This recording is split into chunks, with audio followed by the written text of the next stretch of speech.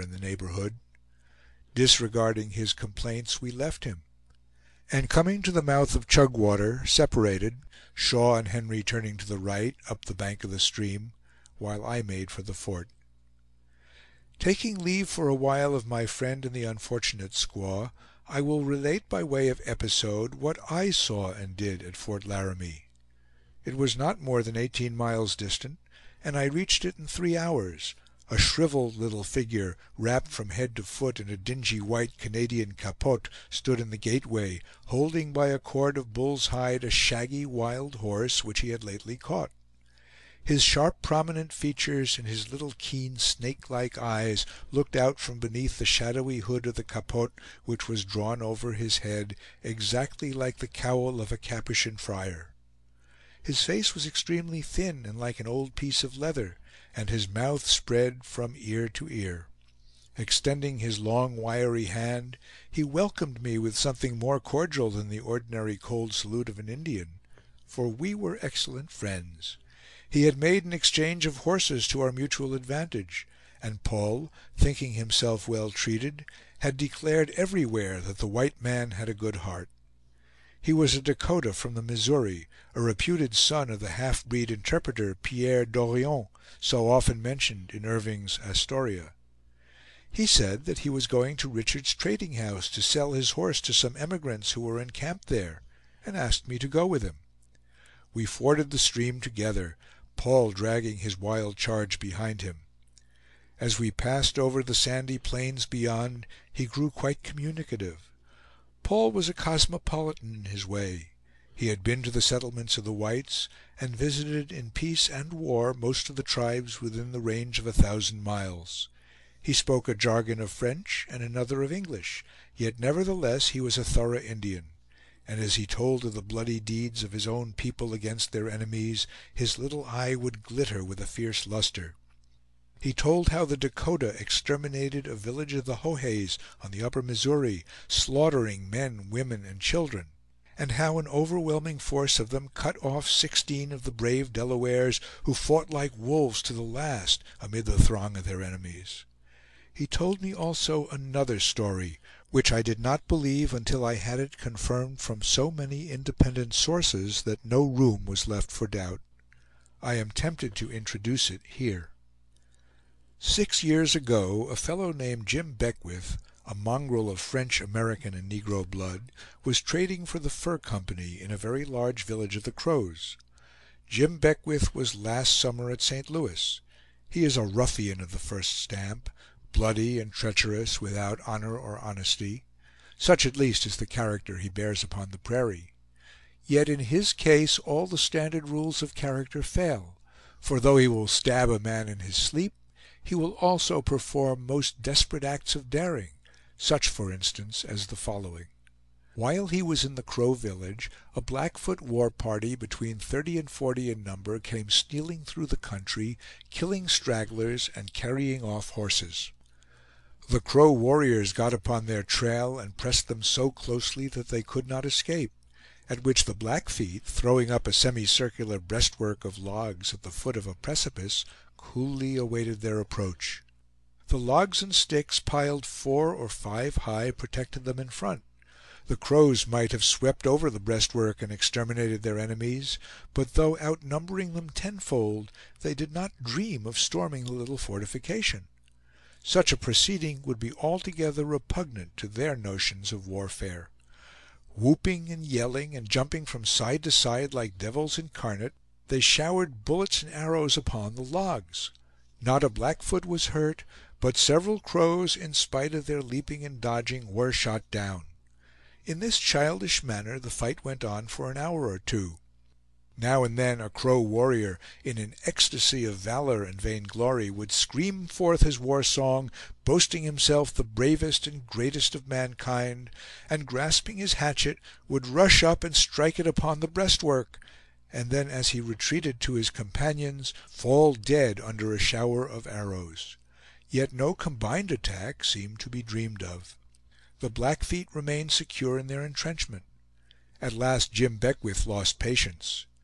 "You are all fools and old women," he said to the Crows. "Come with me, if any of you are brave enough, and I will show you how to fight." He threw off his trapper's frock of buckskin, and stripped himself naked like the Indians themselves. He left his rifle on the ground, and taking in his hand a small light hatchet, he ran over the prairie to the right, concealed by a hollow from the eyes of the Blackfeet. Then climbing up the rocks, he gained the top of the precipice behind them. 40 or 50 young Crow warriors followed him. By the cries and whoops that rose from below, he knew that the Blackfeet were just beneath him, and running forward, he leaped down the rock into the midst of them. As he fell, he caught one by the long loose hair, and dragging him down, tomahawked him. Then grasping another by the belt at his waist, he struck him also a stunning blow, and gaining his feet, shouted the Crow war cry. He swung his hatchet so fiercely around him that the astonished Blackfeet bore back and gave him room. He might, had he chosen, have leaped over the breastwork and escaped, but this was not necessary, for with devilish yells the Crow warriors came dropping in quick succession over the rock among their enemies. The main body of the Crows, too, answered the cry from the front, and rushed up simultaneously. The convulsive struggle within the breastwork was frightful. For an instant the Blackfeet fought and yelled like pent-up tigers, but the butchery was soon complete, and the mangled bodies lay piled up together under the precipice. Not a Blackfoot made his escape. As Paul finished his story, we came in sight of Richard's fort. It stood in the middle of the plain, a disorderly crowd of men around it, and an emigrant camp a little in front. "Now, Paul," said I, "where are your Winnecongew lodges?" "Not come yet," said Paul. "Maybe come tomorrow." 2 large villages of a band of Dakota had come 300 miles from the Missouri to join in the war, and they were expected to reach Richard's that morning. There was as yet no sign of their approach, so pushing through a noisy, drunken crowd, I entered an apartment of logs and mud, the largest in the fort. It was full of men of various races and complexions, all more or less drunk.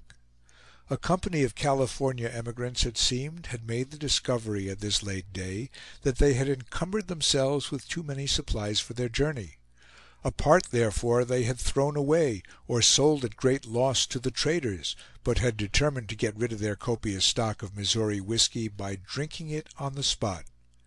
Here were maudlin squaws stretched on piles of buffalo robes, squalid Mexicans armed with bows and arrows, Indians sedately drunk, long-haired Canadians and trappers, and American backwoodsmen in brown homespun, the well-beloved pistol and bowie knife displayed openly at their sides. In the middle of the room, a tall, lank man with a dingy broadcloth coat was haranguing the company in the style of the stump orator. With one hand he sawed the air, and with the other clutched firmly a brown jug of whiskey, which he applied every moment to his lips, forgetting that he had drained the contents long ago. Richard formally introduced me to this personage, who was no less a man than Colonel R., once the leader of the party. Instantly the colonel, seizing me in the absence of buttons by the leather fringes of my frock, began to define his position. His men, he said, had mutinied and deposed him, but still he exercised over them the influence of a superior mind. In all but the name he was yet their chief. As the colonel spoke, I looked round on the wild assemblage, and could not help thinking that he was but ill qualified to conduct such men across the desert to California. Conspicuous among the rest stood 3 tall young men, grandsons of Daniel Boone. They had clearly inherited the adventurous character of that prince of pioneers, but I saw no signs of the quiet and tranquil spirit that so remarkably distinguished him. Fearful was the fate that months after overtook some of the members of that party. General Kearny, on his late return from California, brought in the account how they were interrupted by the deep snows among the mountains, and maddened by cold and hunger, fed upon each other's flesh. I got tired of the confusion. "Come, Paul," said I, "we will be off." Paul sat in the sun under the wall of the fort. He jumped up, mounted, and we rode toward Fort Laramie. When we reached it, a man came out of the gate with a pack at his back and a rifle on his shoulder. Others were gathering about him, shaking him by the hand, as if taking